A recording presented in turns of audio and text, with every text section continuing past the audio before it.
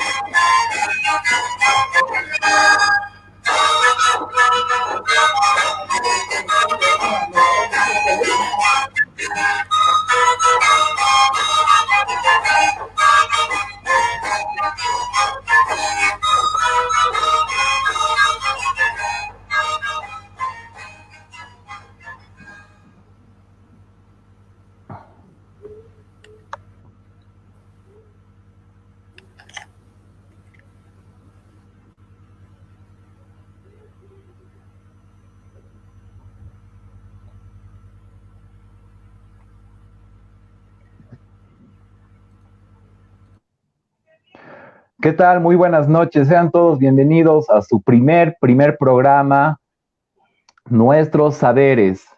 Este es un sector que va a estar de la mano del noticiero Tejiendo Nuestra Historia, un noticiero real que se emite por Argentina y también por Bolivia para todo el mundo. Este sector, más que todo, va a estar encargado de reflexionar sobre algunas cuestiones relacionadas a temas del sector indígena y más que todo sobre nuestros conocimientos y prácticas ancestrales. La hermenéutica del programa va a ser la de generar cierto diálogo, un diálogo más fraterno, no tan lineal y formal, si se quiere, bajo ciertas categorías que existen, pero se va a constituir más que todo en un diálogo abierto, en el que vamos a contar con múltiples invitados. Mi nombre es Diego Miranda, en la actualidad soy estudiante de último año de la carrera de filosofía y yo los voy a acompañar conduciendo este sector juntamente con un compañero con el que estoy ahora. Raúl, ¿qué tal? Muy buenas noches, ¿cómo estás? Hola Diego, amigas y amigos, bienvenidos a este nuevo sector importante, un nuevo espacio en nuestro programa Tejiendo Nuestra Historia. Hoy domingo 2 de agosto del 2020 arrancamos este espacio que también tiene la finalidad de poder aportar un poco en el tema de la formación y el conocimiento de nuestros saberes, ¿no? Dicho esto, querido Diego, te doy la palabra para que, bueno, podamos arrancar ya este espacio y podamos presentar a nuestro invitado el día de hoy. Adelante. Gracias, querido Raúl. Como bien lo mencionabas, evidentemente esto se va a constituir en un espacio de participación plural. Todas aquellas personas del medio académico, del medio político, del medio al mismo tiempo sindical, van a ser nuestros invitados, ¿no? Para tener más que todo una visión amplia y plural de lo que vendría a ser la coyuntura y algunos temas que se vendrían a desarrollar. Nuestro primer programa estamos arrancándolo con el pie derecho, me parece, porque hoy es una fecha sumamente importante, hoy es el 2 de agosto. Para aquellas personas que quizás nos ven de otros países, esta fecha es sumamente importante porque por una serie de situaciones que se han dado a lo largo de la historia, ¿no? Tenemos la primera referencia a esta fecha, en 1931, la creación de la Escuela de Guarizata. Se podría decir que esta vendría a ser el antecedente inmediato, ¿no? Después, en 1937, se hace un decreto de ley y educación libre por parte de Bush, también en esta fecha. Y en 1953, lo que todos ya conocemos como la Revolución Agraria Productiva y el voto universal, o la reforma agraria, como todos la conocemos, ¿no? A grandes rasgos, quizás eso vendrían a ser los antecedentes históricos, quizás un tanto antes de entrar al invitado. Quizás tú, Raúl, podrías decir algo también, no sé, sobre este tema, y luego yo paso a explicar quién va a ser nuestro invitado y cuál va a ser la hermenéutica también del diálogo que vamos a tener, ¿no?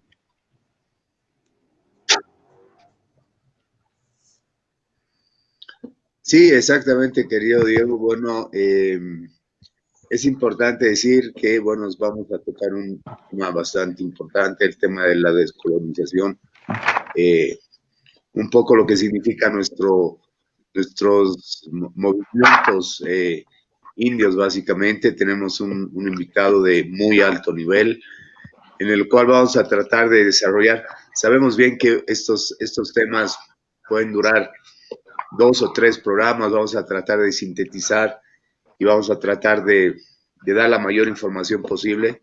Me parece importante tu referencia, el tema de Warizata, creo que es un tema que se lo ha dejado a un lado bastante tiempo, no se lo ha, no se ha tenido reconocimiento básicamente este tiempo de todo lo que fue Warizata, eh, la educación india, la revolución india, por ejemplo, ¿no? En este sentido tenemos bastantes eh, líderes, si se quiere, bastantes personalidades en este ámbito. Hoy vamos a reflejar un poco también algo de la vida de Fausto Reinaga, ¿no? Para poder entender estos procesos que se han desarrollado en Bolivia básicamente y un poco la lucha también del movimiento.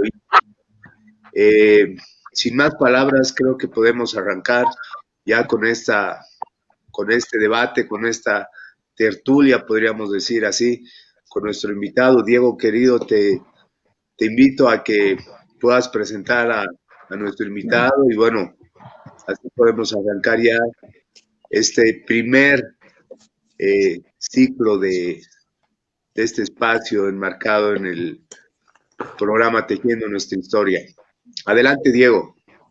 Gracias, Raúl. Como explicábamos hace un momento, nuestro invitado es un invitado de muy alto nivel.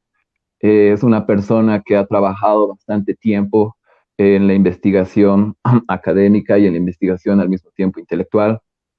Tiene un amplio repertorio de producción, tanto a nivel académico como a nivel intelectual, ¿no? Es productor de ensayos, actualmente es director de la revista Pucara, que lleva bastantes números, no recuerdo muy bien cuántos son, pero son bastantes. En realidad, creo que es, el seguimiento que se ha hecho de esta revista es sumamente interesante, ¿no? Entonces, un tanto para más no andar en preámbulos, nuestro invitado va a ser Pedro Portugal Molinedo. ¿Qué tal, don Pedro Portugal? Muy buenas noches, ¿cómo le va? Bienvenido a este programa Tejiendo Nuestra Historia y este es el sector Recuperando Nuestros Saberes.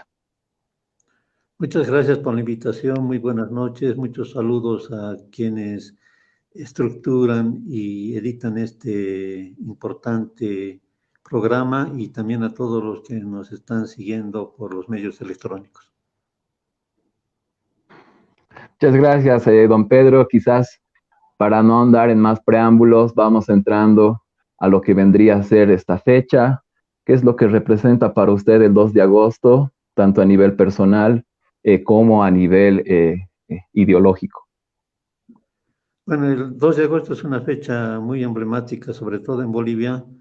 El mes de agosto en las áreas rurales, en la parte andina, se interpreta que es el mes de la Pachamama y es el mes en que todas las personas dan una atención especial a establecer cierto equilibrio, digamos, entre el individuo, la sociedad y la tierra.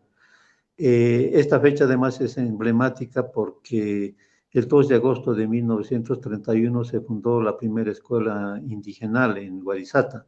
O sea, fue un hecho bastante importante que rompió muchos de los esquemas que había entonces. El significado del mes de agosto más la fecha del 2 de agosto es lo que motivó en 1937 al gobierno de Bush decretar ese día, esa fecha como Día del Indio. En esa época hay que tomar en cuenta que en toda América había una expectativa de los estados, de los gobiernos, por tratar lo que ellos siempre han llamado el problema del indio. Ya en 1940, posteriormente, y siguiendo un poco la trayectoria de Bolivia, se decretó el mes de abril, el 19 de abril concretamente, el Día del Indio a nivel continental, ¿no es cierto? Como consecuencia del primer Congreso Indigenista Interamericano que hubo en México. Esta fecha sigue siendo tan importante que justamente se utilizó el 2 de agosto como una fecha emblemática para el año 1953, firmar en Ucrania uno de los hechos políticos más importantes que hubo, que fue la reforma agraria por el gobierno del MNR. Entonces vemos que hay un significado social, no solamente simbólico, sino sobre todo un significado social y político alrededor de esta fecha. Y usted, perdón, don Pedro, a nivel personal, ¿esta fecha le representa algo? Todos los meses de agosto han sido fechas bastante importantes en Bolivia. El 21 de agosto del año 71, no olvidemos, fue el golpe militar de Diego Banzer Suárez, que ponía fin a un pequeño periodo de experimento de gobierno diferente, de gobierno de izquierda, y que en esa época yo era dirigente de los estudiantes de secundaria y que tuve que sufrir concretamente los acontecimientos y la represión que siguió a estos acontecimientos. Gracias, Raúl. Don Pedro, buenas. Raúl Soruco de Tejiendo Nuestra Historia. Don Pedro, yo le quiero hacer una pregunta justamente a referencia de lo que usted decía anteriormente. El término indio, ¿es un término correcto utilizado? Entiendo que el término indio fue acuñado en torno a la llegada de Cristóbal Colón hace 528 años, pensando que él estaba llegando a las Indias. ¿Qué opina sobre este término, don Pedro? ¿Está bien utilizado el término indio? ¿O qué otro denominativo se podría decir? ¿O cómo podríamos asumirnos en esta parte del Abya Yala?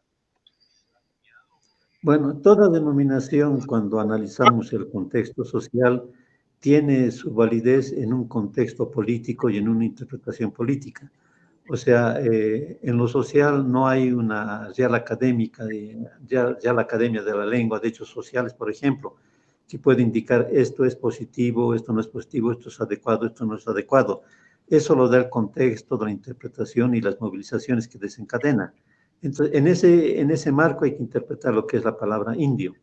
El primero, todos saben que es una denominación falsa y una denominación que se lo ha utilizado de manera opresiva.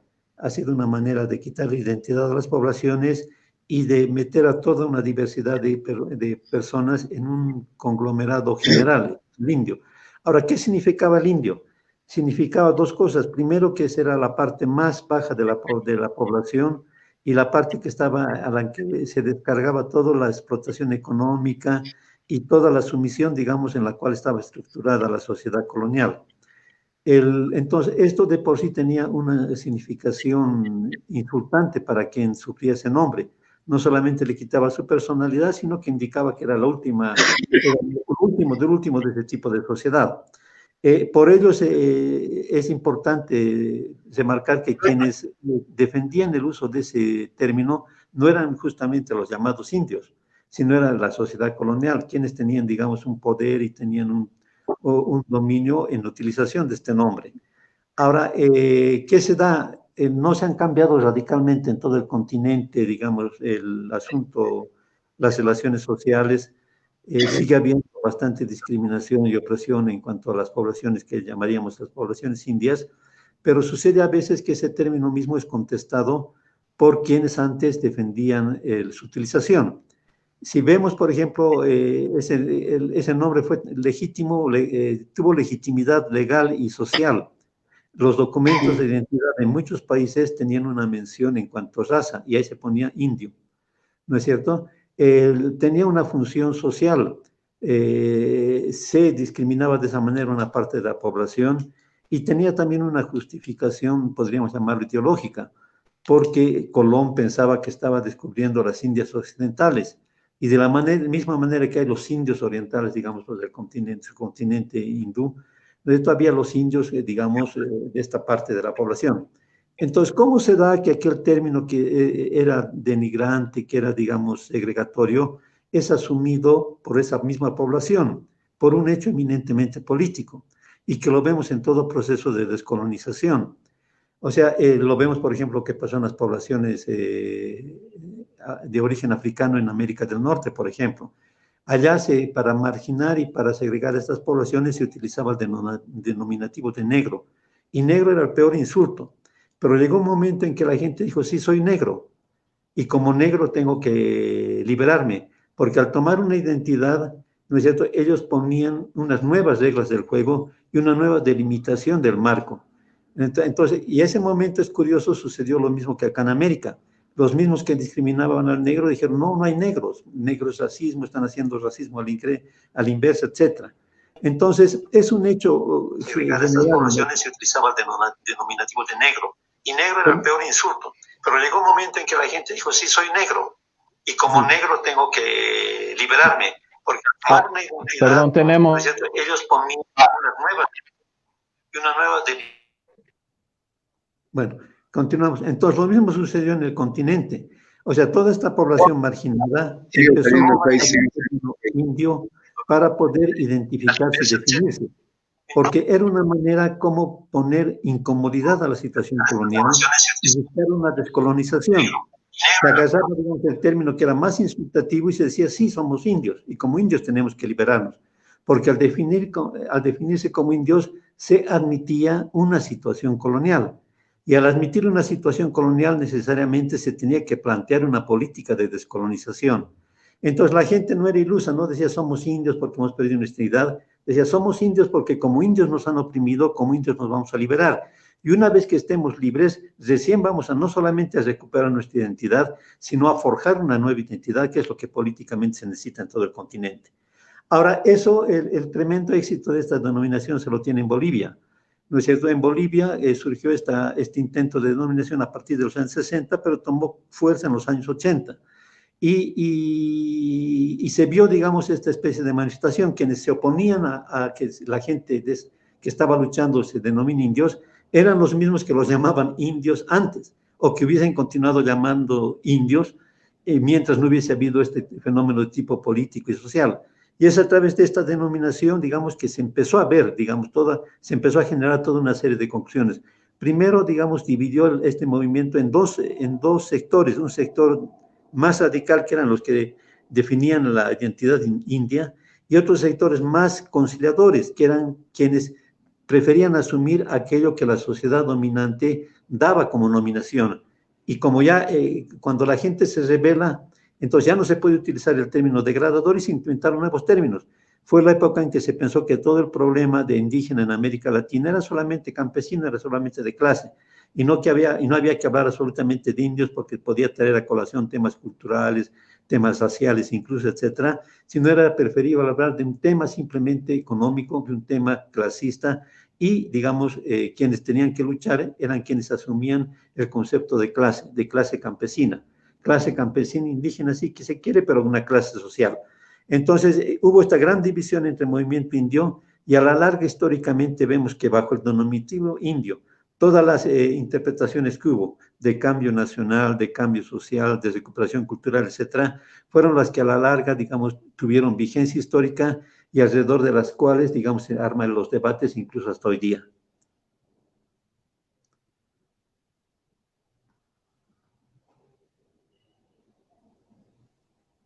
Gracias, don Pedro.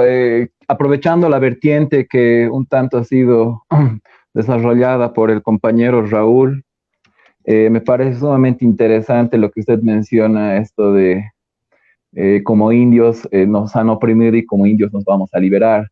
Esto también está trabajado en el libro Manifiesto del Partido Indio de Bolivia, de Fausto Reynaga, donde ya existe una división de su perspectiva o de la adhesión que tenía al marxismo, ¿no? Quizás un tanto quisiera esto enlazarlo con el 2 de agosto, ¿no? O cómo se estaba dando periodos, en este periodo, esta segregación, en función a este concepto, el concepto de indio. Yo creo que justamente como usted menciona, esta es una categoría tributaria que justamente se la ha implementado en función a ciertas cuestiones relacionadas al dominio y a la explotación. Entonces, es interesante ver que, por ejemplo, en 1950 se contaba con alrededor de 3 millones de habitantes. Entonces, la situación era sumamente interesante porque eran más que todo 50.000 habitantes los que votaban y los que terminaban eligiendo a sus representantes, ¿no? Entonces, el voto universal se ve como cierta medida democratizadora, en algún sentido, quizás bajo ciertas ideas o bajo ciertos conceptos que tiene la democracia liberal, ¿no? ¿Cómo lo ve usted esto, don Pedro? ¿Cree que esta medida de algún modo haya tenido, aparte de un impacto histórico, un impacto a nivel quizás más en lo que se refiere a la identidad, en lo que se refiere el concepto al mismo tiempo de la autodeterminación de lo indio? Sí, o sea, justamente, o sea, si vemos la historia de Bolivia y la historia general de todos los países en el continente, no hay poder que se haya establecido que no haya tenido una conciencia de que existe algo que es anómalo y que merece una solución, ¿no es cierto? Y esta anomalía es lo que llamaríamos la anomalía indígena, que para algunos es un impedimento para constituir naciones, para otros es una lacra, para otros es, digamos, una especie de vergüenza que quitaría, digamos, aquello que podría dar lustre, digamos, a determinada nación. Entonces, el indígena siempre ha sido el elemento discordante, el elemento anómalo, el elemento, digamos, que ha impedido que que el otro sector nacional pueda, digamos, hacer su propio proyecto, y por su propia incapacidad le echa la culpa a veces al indígena de ser, digamos, un factor de desorden interno, de desorden nacional, de desorden social. Ahora, y cada gobierno ha tratado de solucionarlo, entre comillas, según sus criterios. En la época de los años 30, por ejemplo, o sea, era la moda en Bolivia pensar que todo era cuestión de educación. Y Guarizata surge también a partir de ahí. El Estado intentó hacer, digamos, ¿cómo se llama?, sus proyectos educativos ya en 1920, de 20 a 25, cuando fue gobierno Bautista Saavedra, se intentó hacer un patronaje indígena, digamos, tratar de formar al indígena. Se interesaba que el indígena era como una especie de pizarra blanca en la cual se podía anotar cualquier cuestión, y si se anotaban las normas, las conductas sociales, los elementos que llamaban entonces de civilización, etcétera, podrían salir un indio ilustrado y un indio digno y un indio que podía integrarse a la vida nacional. Entonces, en 1952 el enfoque es otro. Toda la revolución del 52 se hizo bajo un enfoque de tipo económico. Se pensó que el problema sustancial era el problema, digamos, de inserción del indígena como un elemento activo dentro de la economía nacional. Y el MNR lo interpretó como una inserción de tipo económico de propiedad privada.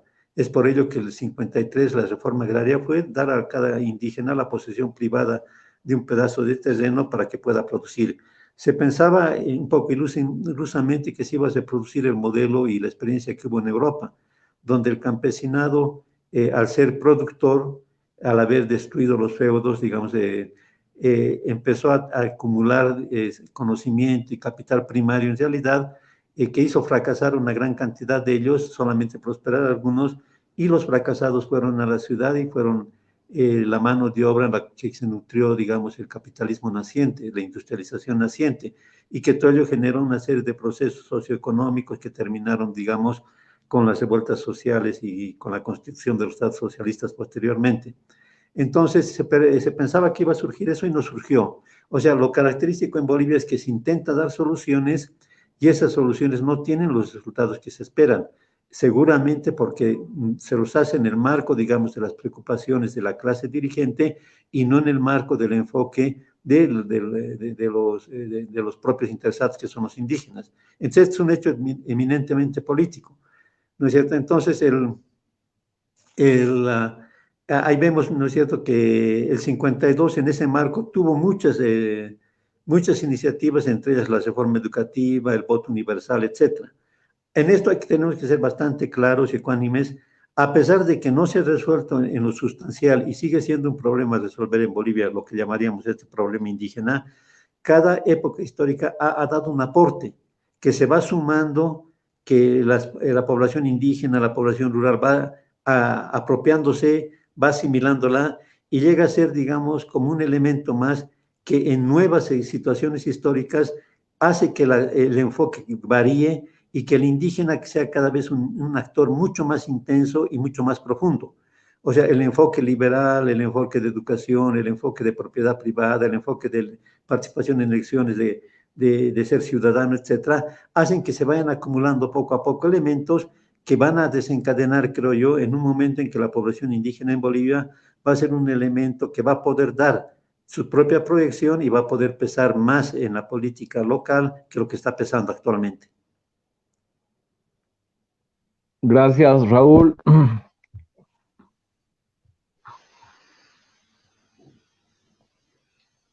Raúl, ¿tienes alguna pregunta? Voy a pasar entonces a comentario. Sí, yo tengo Ya, dale, hermano. en torno a lo que hablaba del 52, Zabaleta Mercado plantea que la revolución del 52 fue una revolución burguesa donde no existía básicamente la participación del indio, básicamente en este contexto, sí del campesino y el obrero, ¿no? Ahí ya se inserta, digamos, lo que es la parte marxista en estos términos. ¿Cuál es su postura en torno a este planteamiento? ¿Usted cree que fue realmente una revolución del pueblo mismo, del indio, el 52, o cuál es su perspectiva? Bueno, todos los cambios que ha habido en Bolivia, pongamos no solamente la revolución del 52, sino, por ejemplo, la misma revolución federal de 1899 en la que participó el indio, y todos los acontecimientos políticos en Bolivia, no se ha dado ningún acontecimiento en la cual el indio no sea una parte activa y participante. ¿Cuál es la característica? Que nunca es una parte dirigente y tampoco es una parte que está al igual con los otros actores, digamos, de estos procesos, sino sirve, digamos, como un elemento para destrabar un cierto equilibrio, cierta tensión entre poblaciones diferentes, digamos, entre posiciones políticas diferentes, y que esto habría que analizarlo por qué, y que finalmente se frustra tanto una expectativa grande del mundo indígena como una expectativa también grande de quienes proponen esa revolución. O sea, veamos en Bolivia hubo una revolución liberal, podríamos llamarlo así, pero no tenemos liberalismo en Bolivia. Hubo una revolución del 52 en marco burgueses, evidentemente, y que, digamos, tampoco tuvo su éxito. Entonces, el problema acá no es que estas revoluciones en sí hayan incluido o no al indígena en el sentido legítimo de la palabra, porque lo incluyeron, digamos, de una manera superficial y dirigida, sino que incluso en esos parámetros estas revoluciones no tienen suceso, no tienen éxito, no tienen realización. Entonces, el caso de Bolivia es una cuestión bastante compleja que pienso yo, solamente en la medida que se armonice de otra manera lo que es el deseo fuerte de las poblaciones indígenas, más lo que es la dinámica de las poblaciones no indígenas, se puede lograr un resultado que sea nuevo, un resultado que pueda ser novedoso en el sentido de solucionar los problemas y no hacer que Bolivia repita, digamos, ensayos de solución ante problemas que no llegan a resolverse adecuadamente. Gracias, don Pedro. Con relación a su anterior comentario, me parece sumamente interesante lo que menciona. Las medidas que se han tratado de implementar en 1930 con la creación también de la Escuela de Guarizata han tratado de ser unas medidas enfocadas más al ámbito pedagógico, como usted bien lo menciona. Más antes existe un trabajo de Franz Tamayo, la creación de la pedagogía nacional. Este lo publica el año de 1910, donde hace una crítica a este macaquismo intelectual, como lo menciona Fernando Díez de Medina en la biografía que hace de Franz Tamayo, El hechicero del Ande, ¿no? Este macaquismo intelectual, este bobarismo, si quiere, en relación a lo que vendría a ser Tamayo. Con respecto a la formación, hace una crítica sumamente interesante e intempestiva de lo que vendría a implicar la educación, la ciencia, la inteligencia, ¿no? En sí. Él denunciaba justamente el problema del mestizaje, se centraba en que el mestizo no podría heredar el carácter del blanco. Es esa ambivalencia que existía, ¿no? Que por más de que él intentaba nutrirse por medio de la academia, no podía heredar el carácter del blanco. Entonces, ¿cómo lo ve usted esto? Porque esto se presenta como de manera intempestiva, como una crítica, si se quiere, a nivel filosófico o a nivel de pensamiento, de las corrientes dominantes liberales que tenían cierta tendencia positivista y apelaban al mismo tiempo a cierto darwinismo social. ¿Cómo ve estas apreciaciones con relación a Tamayo usted, estimado Pedro? Sí, en cada momento histórico es muy interesante lo que indicas. Ha habido críticas internas dentro de los grupos sociales que han dominado la vida política de Bolivia. Y ha habido aproximaciones, algunas más adecuadas y otras no, respecto a este tema que podríamos llamar el tema del indio.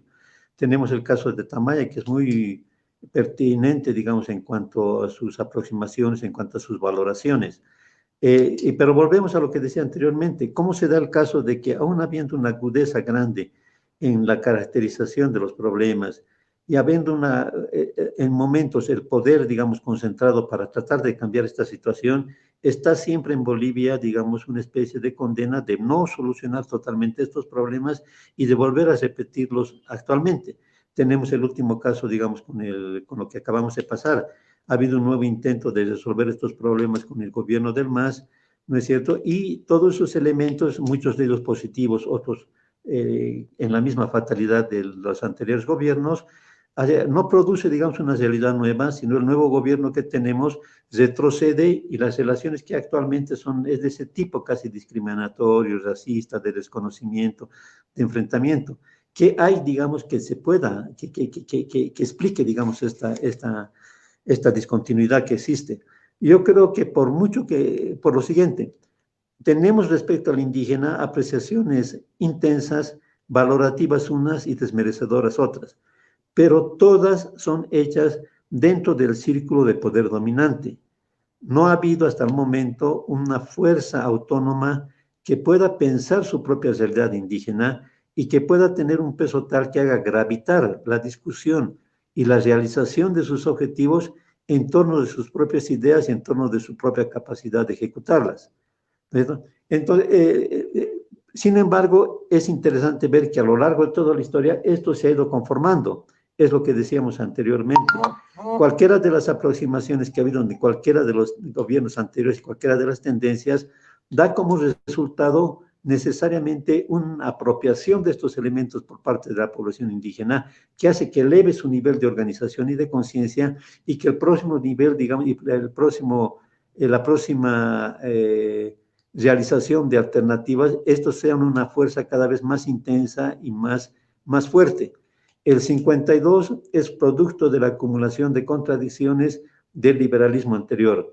Evo Morales ha sido producto de las contradicciones del 52 y seguramente lo que va a venir va a ser producto de lo incompleto y de lo no profundo que se hizo, digamos, en este periodo de 14 años. Entonces, a mí me parece que este aspecto todo va hacia, digamos, la constitución de una perspectiva que sea indígena. Pero aquí, digamos, yo quisiera poner el acento en algo. Para que haya, digamos, una concatenación en cuanto a resultados sociales, tiene que haber una sincronía entre lo que es el pensamiento y la política indígena y lo que es la realidad, digamos, social y política en el sector no indígena. Pero esto requiere que el sector no indígena deje, digamos, a la parte indígena el acopio de sus propias fuerzas y el desarrollo de sus propios pensamientos, porque el desequilibrio es tal, digámoslo a nivel colonial sobre todo, es tan intenso que solamente la parte colonial, la parte no indígena, es la que desea dirigir y pensar por el indígena, incluso si a veces lo hace de manera positiva, de manera paternalista o de manera, digamos, complaciente hacia el indígena. Puede haber posiciones negativas, digamos, discriminatorias, pero puede haber también aproximaciones buenas, pero en la medida que vengan solamente de ese lado unilateral, van a provocar esa misma frustración y ese mismo quiebre que hemos conocido hasta ahora.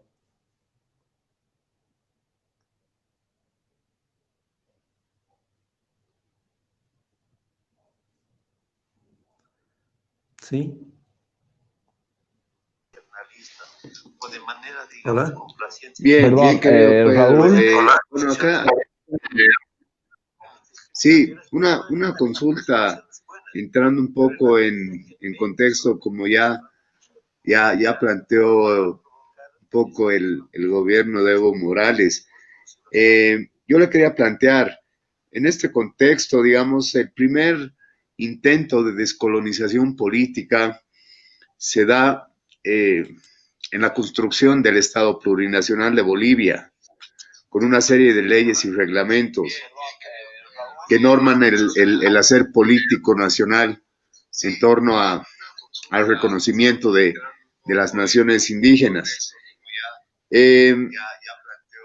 ¿Usted cree que en este proceso se está dando una real descolonización en Bolivia? O sea, estamos en un proceso realmente de descolonización acá en el Estado Plurinacional de Bolivia. Respecto al MAS, se puede aplicar la misma reflexión que hemos aplicado respecto al MNE, respecto a los gobiernos liberales, conservadores, etcétera, anteriores.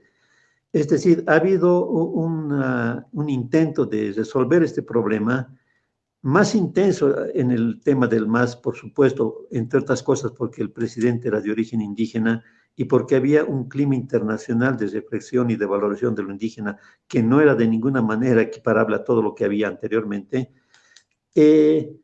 pero que provocó, a mi modo de ver, o sea, enfrentó los mismos problemas y llegó a los mismos quiebres y a los mismos obstáculos. ¿A qué me refiero? O sea, no se puede hacer una política si no se tiene un acopio de ideas, un marco teórico, una interpretación. Hasta cerca de los años 90, más o menos, ya llegando a fin de siglo, el marco de referencia era el marco del análisis marxista clásico, que pone acento en los modelos sociales, en la división de clases y en la relación y el antagonismo que podía haber entre experiencias socialistas y experiencias capitalistas. Todo ese esquema que guiaba toda la interpretación que se hacía de todos los fenómenos sociales llega a un vacío, entre otras cosas, por el descalabro que hubo de los países de la experiencia socialista, ¿no es cierto?, con la caída del muro de Berlín y el colapso de la Unión Soviética, ¿no es cierto? Y entonces empieza a ver la emergencia de otro marco de interpretación, que es un marco de tipo posmoderno y culturalista. Entonces, este marco de interpretación es el que impregna y se impone a todas las otras reflexiones que había y posponen cosas que a mi modo de ver eran muy importantes, que es la reflexión sociológica, la racionalidad y encontrar el sentido de los acontecimientos sociales. Entonces, esto ha dado, digamos, como resultado una especie de vanagloria de lo indígena por aspectos eminentemente exteriores y simbólicos, ¿no es cierto? El aspecto de la cultura, de la vestimenta, del saber tradicional, etcétera. Y ha confundido lo que era la realización de la solución social y nacional, tratando de encontrar una salida en base de esos mismos parámetros. Entonces, hay dos países en los cuales esta idea posmoderna han tenido capacidad de poder mostrar su validez. Uno es el Ecuador y el otro es Bolivia. Y Bolivia de manera más intensa, digo, porque justamente el presidente era de origen indígena. Y a mi modo de ver, ha visto sus límites. 14 años que hemos tenido el gobierno del MAS y no hay nada, digamos, de irreversible en todas las medidas que ha hecho. Eso lo vemos porque actualmente hay un gobierno que es diametralmente, totalmente diferente, ¿no es cierto? Y su acción y la reacción del pueblo indígena hacia es como si no hubiese habido gobierno del MAS. Es decir, volvemos a los mismos parámetros de tipo colonial y las mismas reacciones que podíamos haber encontrado en cualquier momento histórico de Bolivia. Entonces, es de ahí, por ejemplo, cuando hablamos de descolonización, ahora todos entienden descolonización en los parámetros de la decolonialidad, por ejemplo. Ya no hay ninguna reflexión sobre la descolonización histórica que ha sido en los años 60 o 70, o la descolonización, digamos, desde los puntos de vista marxista que había antes, digamos, de la caída del muro de Berlín, ni descolonización desde ninguna otra percepción. Hay solamente un aspecto que incide, y es ese aspecto, a mi modo de ver, que habría que ponerlo en cuestionamiento, porque ninguna herramienta de tipo de las ciencias sociales tiene vocación de ser eterna, de ser dogmática, sino cambia en la medida que se prueba en la realidad. Todas las medidas que ha hecho el gobierno del MAS han estado basadas en esta concepción general global, culturalista y postmoderna, y todas se han visto, a mi modo de ver, sus limitaciones. Limitaciones, por supuesto, como las que ha tenido el 52. Y yo creo que nadie puede negar al MAS los méritos que se conocen al 52, de haber tocado temas sensibles y de haber hecho medidas que han cambiado radicalmente las aproximaciones que hay. Pero nadie también puede decir que el 52 haya sido un éxito, como nadie puede decir que 14 años de gobierno del MAS hayan sido un éxito. En la medida que no se han logrado cambiar radicalmente y que volvemos, digamos, al mismo problema y tratamos de ensayarlo esta vez o de resolverlo con nuevos elementos. ¿En qué me radicaría este aspecto? Uno de los elementos del culturalismo y de la posmodernidad es la exaltación de la diferencia y la exaltación de las minorías. Y cada minoría y cada diferencia sería como un cúmulo de interpretación diferente del mundo, totalmente contraria y sin relación incluso con otras similares. Y cada uno tendría el derecho de vivir, digamos, esa su interpretación y de hacer su sociedad en base de ellas. Entonces se han interpretado a los pueblos indígenas como si fuesen seres que estuviesen en eso, como si hubiesen guardado una sabiduría desde que llegaron los españoles, que unos seres ahistóricos, que la historia, la colonización no les ha influido, que están al margen, digamos, de los contextos mundiales y que estarían esperando el momento de poder realizar, digamos, estos saberes. Y esto se daría en el marco de las autonomías. Y la autonomía, por definición, tiene que ser una cuestión específica y, por lo tanto, pequeña, minoritaria. No tiene que ser una cuestión general, global. Es de notar que esta aproximación incluso podría tener cierto éxito en países donde el indígena es minoría de la población, ¿no es cierto? Y eso, pero es mucho más difícil en países donde el indígena es la mayoría de la población y donde el indígena está inmiscuido en todos los procesos sociales, donde el indígena está insertado en modelos de producción, donde el indígena ha asumido cambios culturales que no eran de su propia cultura, sino que los ha apropiado. Es decir, ha habido, digamos, una especie de espejismo culturalista en situaciones mucho más complejas y difíciles, de las cuales creo que Bolivia es el paradigma. Gracias, don Pedro. Voy a continuar aprovechando la vertiente que usted acaba de mencionar, ya que se ha empezado a hablar de la coyuntura y al mismo tiempo de los últimos 14 años del movimiento al socialismo y de los avances que ha tenido en esto de lo que vendría a ser la descolonización. Quizás un tanto unos apuntes con relación a lo que mencionaba usted del marco de interpretación que se ha utilizado, que vendría a ser eminentemente a partir de un criterio posmoderno. Yo quisiera hacerle dos preguntas en función a esto. La primera estaría relacionada de forma directa con cuál es la concepción de posmodernidad que usted es la que utiliza. Usted mencionaba que es la exaltación de la diferencia, que si bien esto es una corriente de la escuela del pensamiento francés, de las escuelas de la diferencia justamente, que parte más de teorías lingüísticas, yo veo que la posmodernidad dentro de nuestro contexto tiene muchos prejuicios. Justamente se la ve solamente como relatividad a nivel conceptual y al mismo tiempo como la exaltación de ciertas particularidades. En ese sentido, yo creo que si nos retrotraemos un tanto al trabajo de Jean-François Lyotard de 1974, La condición posmoderna, donde explica de algún modo qué es lo que él entiende por posmodernidad, y él lo menciona que es la incredulidad frente a los grandes metarrelatos. En estos grandes metarrelatos se inscribirían tanto el marxismo con la teoría o con la propuesta de una sociedad sin clases, y al mismo tiempo el liberalismo y el capitalismo, que tendrían cierta propuesta con relación a lo que vendría a ser un equilibrio el equilibrio en relación a la distribución de los recursos, ¿no?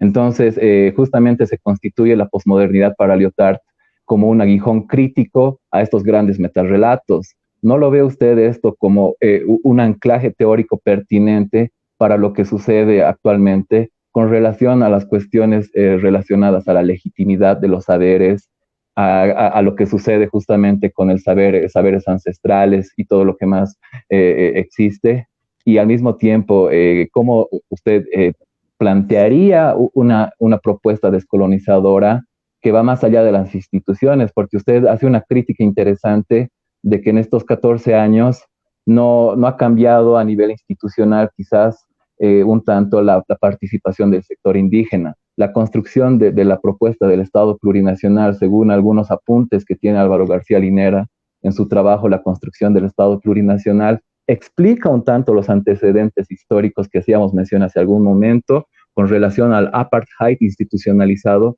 que ha existido todo este tiempo por parte del sector indígena. En estos 14 años, según algunos estudios, se ha visto una mayor participación dentro de los espacios públicos e instituciones públicas, tanto del sector indígena como de mujeres y de jóvenes. ¿Cómo ve también usted esta parte, querido Pedro? Sí, bueno, me gustaría hacer primero una comparación, una aproximación. ¿Cómo era el saber político y la práctica política hasta antes del año 2000, digamos? ¿Y cómo es este saber y práctica política después del año 2000, después de los años 1900, etcétera? O sea, antes los dirigentes políticos eran dirigentes sociales y la especulación política era una especulación que iba íntimamente ligada a la capacidad y a la eficacia política. No era una cuestión radicada en la academia. El marxismo de academia tenía una parte bastante secundaria, porque las realizaciones sociales, las cosas que se concretaban, eran en la medida que una teoría podía interpretar una realidad y mover a la gente, mover a las masas. O sea, después, con el colapso, digamos, del muro de Berlín, etcétera, se da, digamos, un colapso del marxismo en general, ¿no es cierto? Y un colapso, a mi modo de ver, injustificado, ¿no es cierto? Y mediante el cual la academia empieza a tomar un rol dirigente y que se lo ve pues, actualmente, digamos, respecto a esta cuestión. Todo es cuestión de interpretación, de relato. Yo me acuerdo ¿cómo se llama? Los encuentros que hacía la vicepresidencia acá en Bolivia, que era conocida por sus encuentros, no me acuerdo ahorita el nombre que tenía, ¿no es cierto? Pero frecuentemente invitaba, digamos, a personas para poder discutir, y esa discusión sabemos que es dar línea, porque la gente que iba a escuchar salía repitiendo, digamos, lo que escuchaba. Entonces no eran dirigentes políticos, no eran organizadores de base, no eran gente que tenía experiencia, eran puro académicos. Entonces, y la academia, digamos, en el mundo occidental ha llegado a un momento, digamos, de quiebre entre lo que es su realidad y lo que es, digamos, una expectativa de poder transformar la realidad. Entonces, a mi modo de ver, hay un agotamiento civilizacional en el Occidente, de la cual su mundo académico es simplemente una repercusión y una muestra de lo que sucede, y que no debería corresponder absolutamente nada a lo que somos nosotros en conjunto en América, que somos sociedades jóvenes y sociedades emergentes. Entonces hemos agarrado cierta senilidad de reflexión y digamos, de comportamiento, y hemos hecho que todo el saber político se quiera, digamos, medir sobre las calificaciones que les da el profesor, y los máximos profesores están en Europa y están en Estados Unidos, porque han sido los dos ejes, digamos, de irradiación de este tipo de concepción postmoderna. Ahora, digamos, es difícil, por supuesto, tratar de cambiar una realidad o luchar cuando los saberes que agarramos vienen de ahí justamente, ¿no es cierto? Y ahí iríamos un poquito para desmenuzar esto de los famosos metarrelatos. O sea, ¿qué se entiende por metarrelato? Metarrelato llega a ser una palabra denigrante, una especie de ideología falsa. Se ha cambiado lo que Marx interpretaba como ideología verdadera e ideología falsa, por ejemplo. Entonces ya no es un pensamiento que obedecería a ciertos intereses, digamos, de clase, o que simplemente no sería científico, en la medida que no podría reflejar ni interpretar la realidad que existiría independientemente de nosotros y al cual tendríamos la capacidad incluso de transformarlas, sino simplemente es un relato lógico y completo, total, que abarca. Y al ser así llega a ser mala palabra porque la moda es lo pequeño, lo diferente, lo autónomo, lo individual, etc. Entonces, al atacar al metarrelato se ha atacado, digamos, no la justeza o no de ciertas interpretaciones, sino simplemente un reflejo de lo que es la mentalidad de cierta academia en el mundo occidental, que, digamos, entre paréntesis, no tiene ninguna capacidad de poder influenciar en la solución o en el desenvolvimiento de las sociedades en las cuales ha nacido.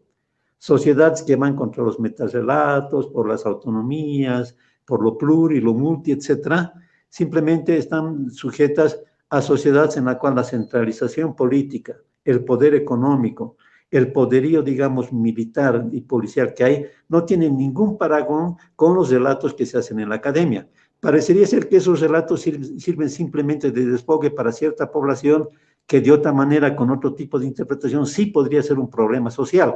Pero eso que es marginal y sin ninguna relación con esas sociedades, lo tenemos aquí, digamos, como una norma que ha guiado la interpretación de estos elementos. Entonces, ¿a qué voy en este aspecto? Vemos entonces cómo se ha repercutido en lo político. Lo que se ha intentado hacer en Bolivia es una plurinacionalidad, ¿no es cierto? Contradiciendo lo que ha sido el camino histórico en las sociedades que generalmente han sido exitosas, que es de la constitución de unidades nacionales. Lo plurinacional en Europa solamente hay donde la nación ha fracasado y donde hasta el momento es ahora símbolo de malentendimiento y de caos permanente, pongamos el caso de España. O, digamos, ciertas formas, digamos, en sociedades totalmente ejemplares, como el caso de Suiza, donde la plurinacionalidad ha existido en los cantones desde tiempos inmemoriales. Pero no obedece a lo que somos nosotros, que nosotros somos personas que estamos en la constitución de sociedades. Y en esa constitución de sociedad, ¿qué puede haber? Puede haber una respuesta plurinacional, ¿no es cierto? El experimento plurinacional en Bolivia ha sido un fracaso, no ha habido.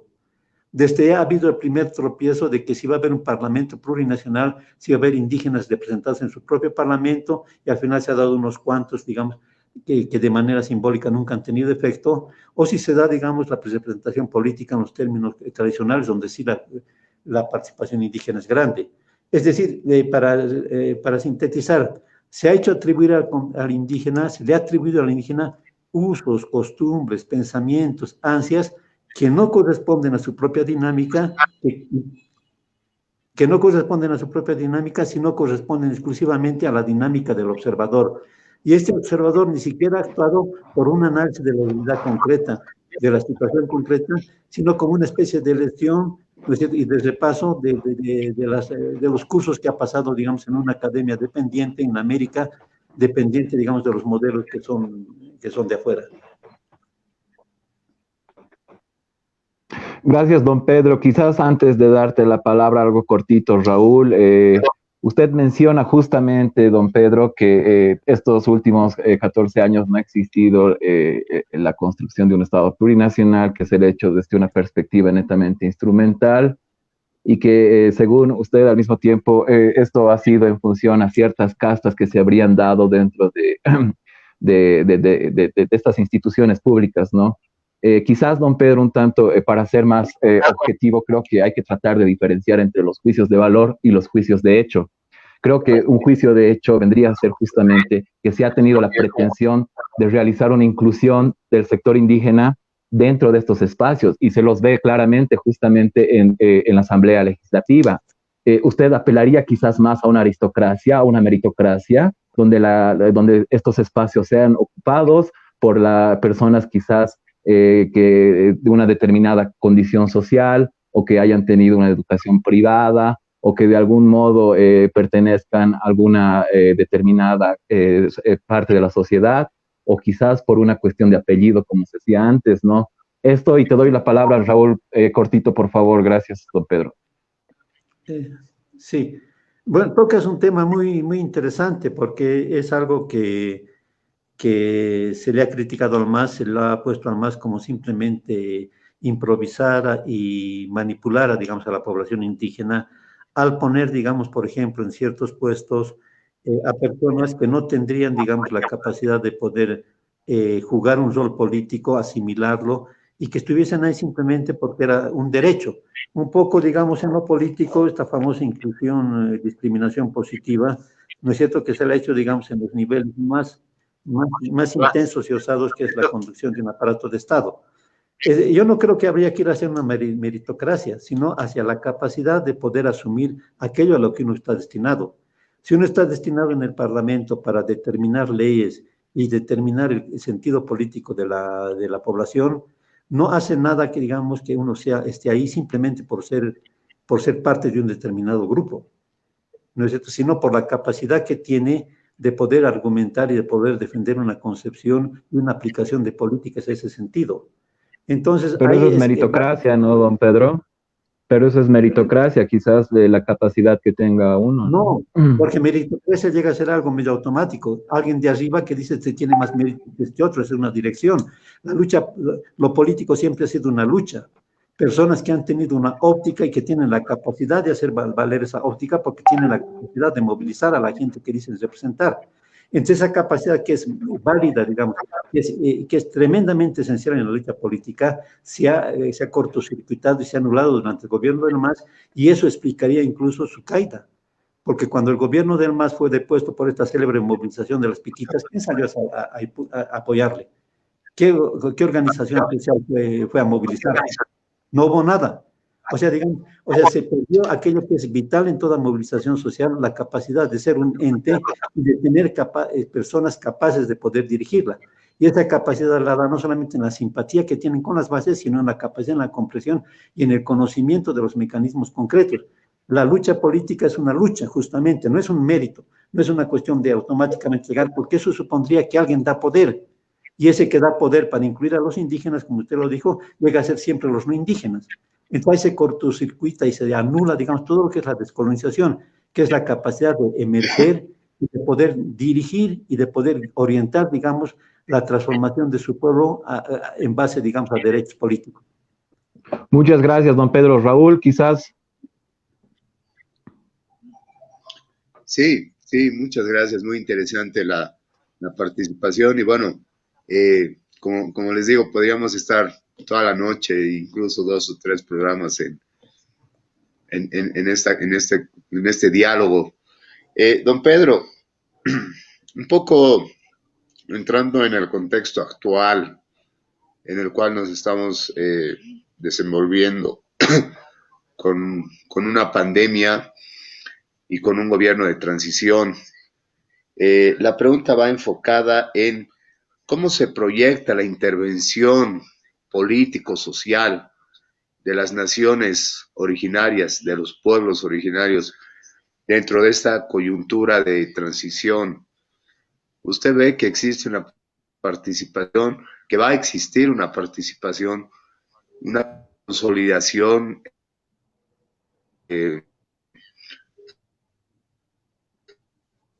Sí.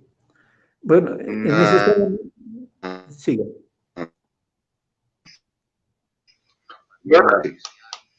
Perdón, no le escuché la última parte. Raúl, ¿puedes repetir lo último?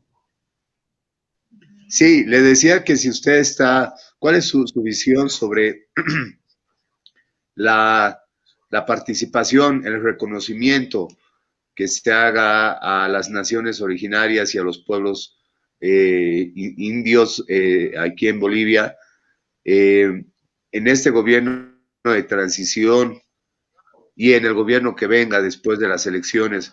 ¿Usted cree que existe una participación real de las naciones originarias? Sí, va a haber necesariamente una participación, pero lamentablemente va a ser en los términos, digamos, coloniales y en los términos que deberían haberse superado.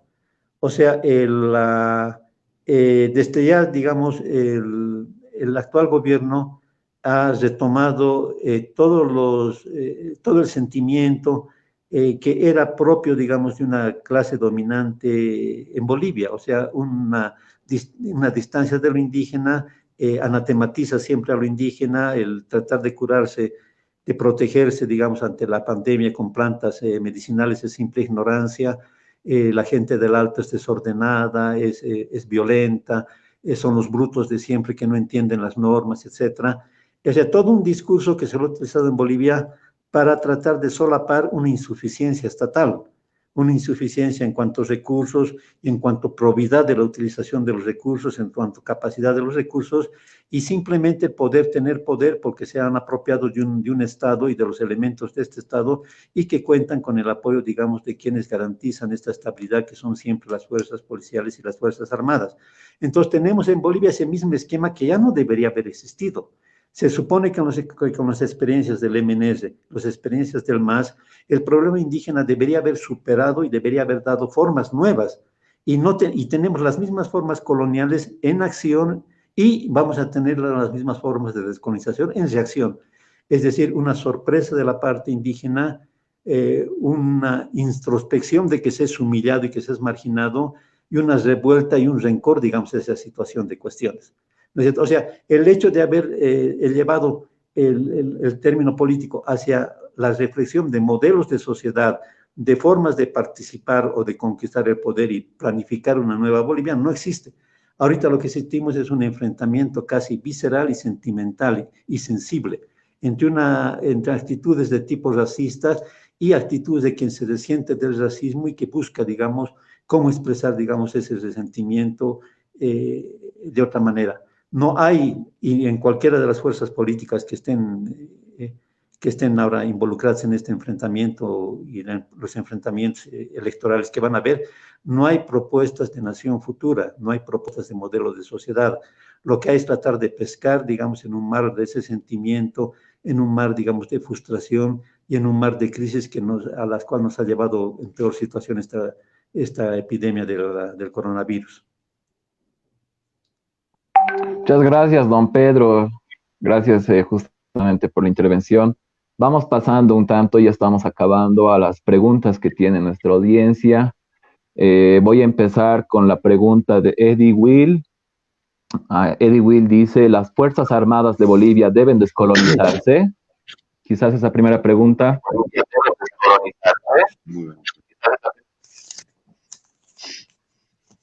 Sí. ¿Cómo no? Justamente la descolonización, tenemos que tener una nueva aproximación de la colonización y la descolonización. Si la colonización ha sido una injerencia de afuera que ha quitado poder y viabilidad y que ha humillado a las poblaciones originarias, la descolonización supone, digamos, una emergencia de estas poblaciones en un contexto, no ya del pasado, sino un contexto contemporáneo, ¿no es cierto? Pero para eso hay que desestructurar algo. ¿Y cómo se ha mantenido la colonización? La colonización se ha mantenido mediante instituciones, y las instituciones son simplemente formas jurídicas, sino hechos concretos, digamos, instrumentos del Estado que manejan la economía y en este caso manejan, digamos, la seguridad y la estabilidad política, más interna a veces que internacional. Ya tenemos el ejército. El ejército es uno de los primeros que debería haberse descolonizado. Ahora bien, ahí vemos otro de los fracasos del MAS, porque el MAS repetía la descolonización para que, como que algunos generales se pongan poncho, aquí en el hombro los policías se pongan la bandera nacional y la huipala, de que se hagan rituales y de que se hable casi, podríamos estar caricaturizando un esoterismo político posmoderno. Entonces ahí hemos visto un fracaso, porque este conejillo de indias de descolonización que ha habido en el ejército resultó un fiasco tan grande que el ejército y la policía han sido uno de los primeros que se han movilizado para desestabilizar este gobierno que duró 14 años. Entonces, se necesita una nueva reflexión sobre qué es la descolonización. Tenemos que salir de estos parámetros, de dos parámetros, a mi modo de ver, de entender la descolonización como la eliminación de algo, como una especie de eliminación de lo que es el ejército y la policía y hacer caer todas las culpas en ellos, o como una especie de simple superficialidad cultural, de poner ponchos, de levantar el brazo con el puño firme o cualquier otra cuestión, sino de ver cómo se transforma una institución y se la pone al servicio de una serie de cambios que tiene que haber en el país. Entonces, no solamente el ejército, la policía, los colegios profesionales, no olvidemos que los colegios profesionales, el colegio médico, por ejemplo, ha sido uno de los elementos vitales de su estructuración del anterior gobierno. Todas las instituciones, e incluso las instituciones, los organismos sociales, tienen que estar en un marco de concepción social de qué debe ser la descolonización y cómo debe ser el diseño institucional futuro. Salir de creer que todo se reduce a exorcismos culturales o de legitimidad. La sociedad es una construcción compleja y es ese aspecto de identificación y de diseño de sociedad lo que ha fallado y lo que no tiene que fallar en el futuro.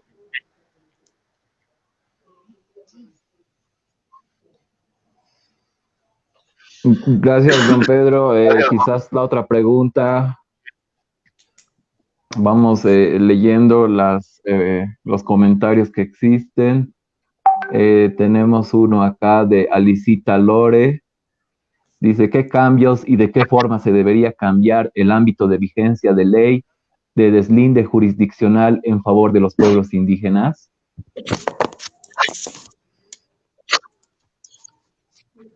Lo del deslinde jurisdiccional, por ejemplo, está en esta concepción que llamamos posmoderna o culturalista de lo que es el derecho indígena. El indígena en Bolivia no, creo yo, está buscando tener solamente un acceso a un territorio restringido y un dominio sobre ese territorio restringido.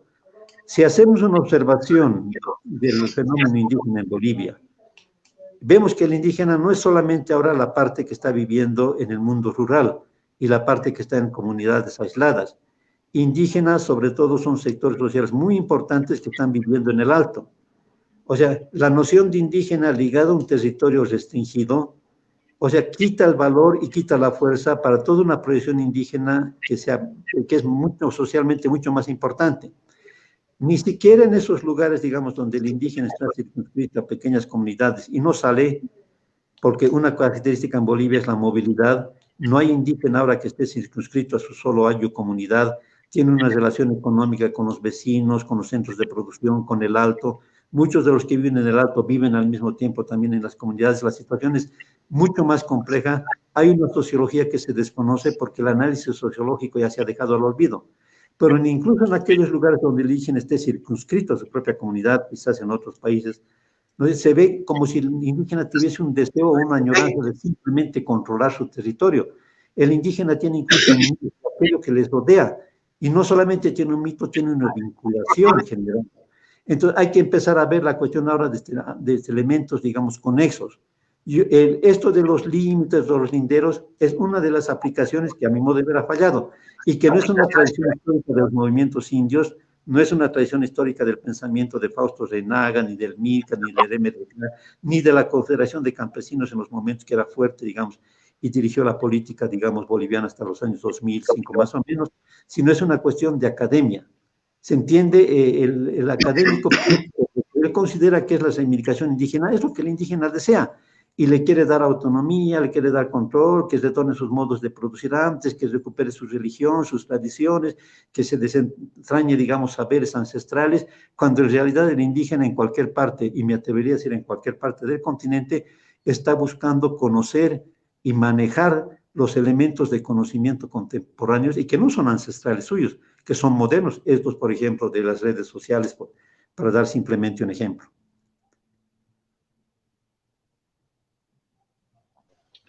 Gracias, bien, don Pedro, muchas gracias. Bien, un agradecimiento a toda la audiencia que nos está siguiendo por Facebook Live, tanto aquí en Bolivia como fuera de nuestras fronteras. Hay una pregunta muy interesante, don Pedro. Pregunta Alvar Aramayo. ¿Cómo incluir la descolonización en la economía sin afectar el modo de vida capitalista de las áreas urbanas?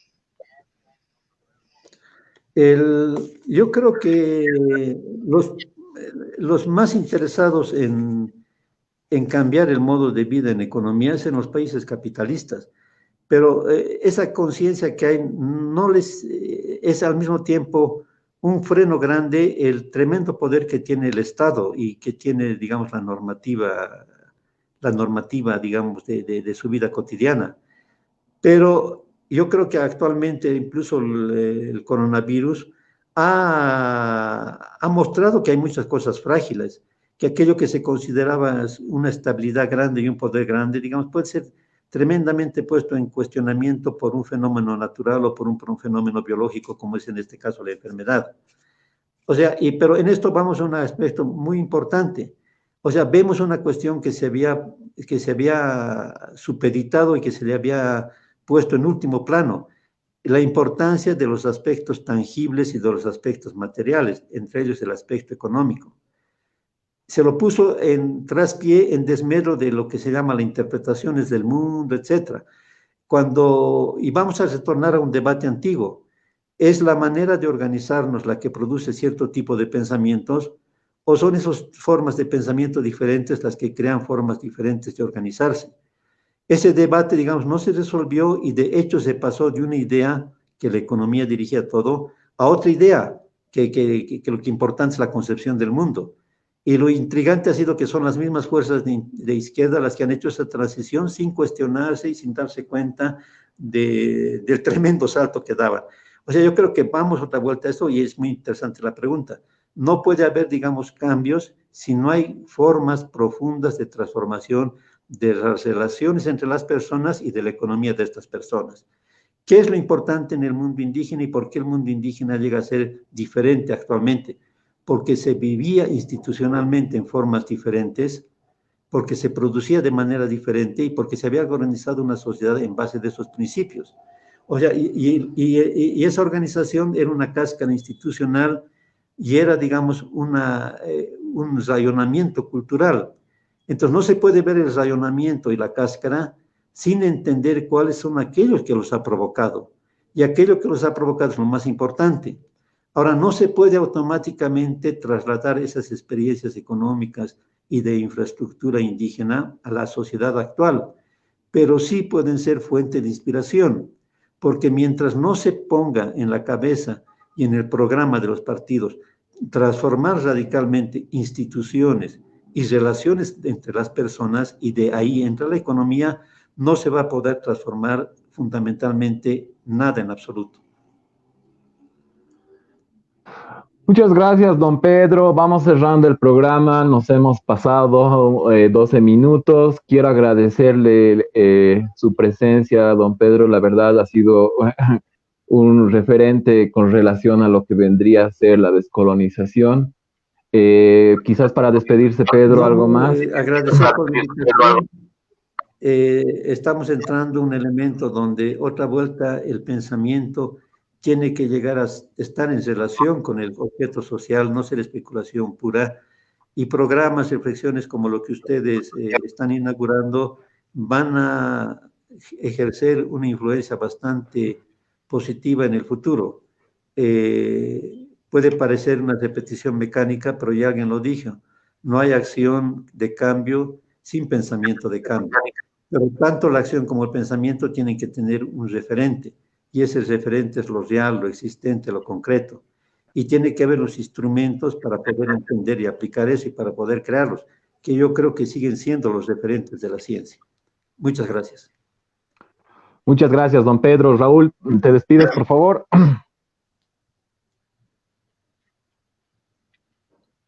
Bien, don Pedro, muchas gracias por aceptar la invitación. Está usted bienvenido a este programa cuando quiera volver a participar. Realmente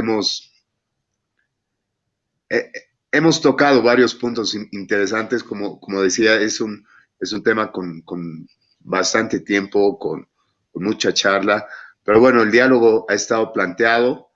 En todo caso, muchas gracias, don Pedro. Querido Diego, gracias. Aquí un servidor, Raúl Soruco, para Tejiendo Nuestra Historia. Buenas noches. Buenas noches, hasta luego. Muchas gracias, Raúl. Nos vemos. Gracias a todos los que han comentado. Nos disculpamos por no haber respondido a todas las preguntas. Muchas gracias por seguir este programa. Vamos a seguir avanzando. Este es el segmento Nuestros Saberes, de el noticiero Tejiendo Nuestra Historia. Nos vemos. Muchas gracias a todos. Hasta luego. Gracias.